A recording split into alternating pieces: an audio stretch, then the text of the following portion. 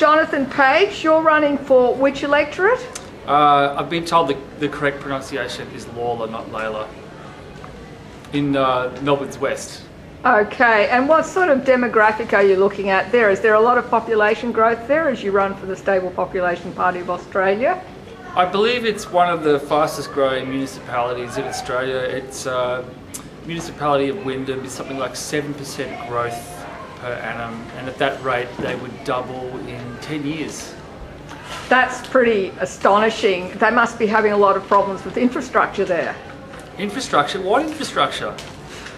With transport? Yeah, I've tried to get around there during peak hours, and believe me, I don't know how people put up with it. I don't know how people have the patience for it. Do they have a choice? They do at the ballot box.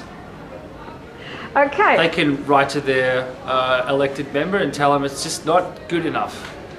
Indeed they could. And what about hospitals out in Lalor? Do they have good medical care?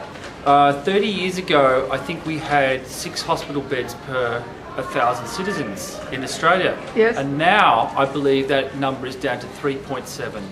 So that's a very interesting statistic. Yeah, it's not good, is it? No. And coupled to the fact that, you know, hospitals are trying to get people out the door a little bit quicker. So what was it that alerted you to population growth as a problem in Australia? I have to admit it was initially purely for selfish reasons. I was overseas at the time and I was hoping to save up a deposit to buy my own place when I came back. And to my dismay, while I was over there, I noticed that house prices were just continuing to spiral further and further upwards, way beyond inflation. And I started to try and dig around and see why this was the case, and also noticing that it was kind of celebrated with some kind of hoopla. This is a fantastic thing that, you know, house prices going up. And logic sort of dictated that, well, okay, it's making people who own the houses already wealthy on paper, but the people who don't own houses and would like to buy one, they're the ones who are getting left behind. They're the ones who are losing out. So it was really a win-lose situation. Right, and how do you feel about immigration to Australia as a factor that's contributing considerably to population growth? Are you for limiting births or for limiting immigration? The birth rate is something like 1.9, 1.8, so we're kind of just below that sort of natural replacement threshold, which is I think 2.1 births per woman. Now that's quite a high rate given, you know, some of the countries in the Western world like Italy, Spain, who are far below sort of replacement levels. So if we wanted to stabilise our population, we could easily just supplement that with a small amount of migration, maybe 70,000 per year, and within 20 to 30 years our population will have levelled off and stabilised. Were you born here yourself? I was.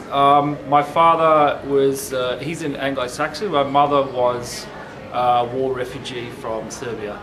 And Jonathan, what do you do for a living? I'm a scientist. I work for a pharmaceutical company.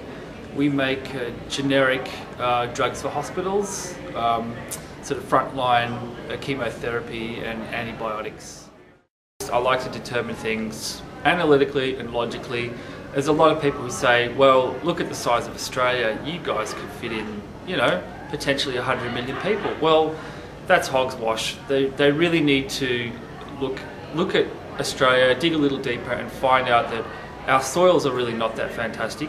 We're actually a very, very dry continent. So we don't really have the potential to sustain tens of millions more people. A very, very dry continent. So we don't really have the potential to sustain tens of millions more people. Have a look at how much pressure our natural habitat is already under, how many species are already threatened. I mean, how many more species will become extinct to service a few million more Australians? What do we gain from a population of 30 million that we haven't already got at 23 million.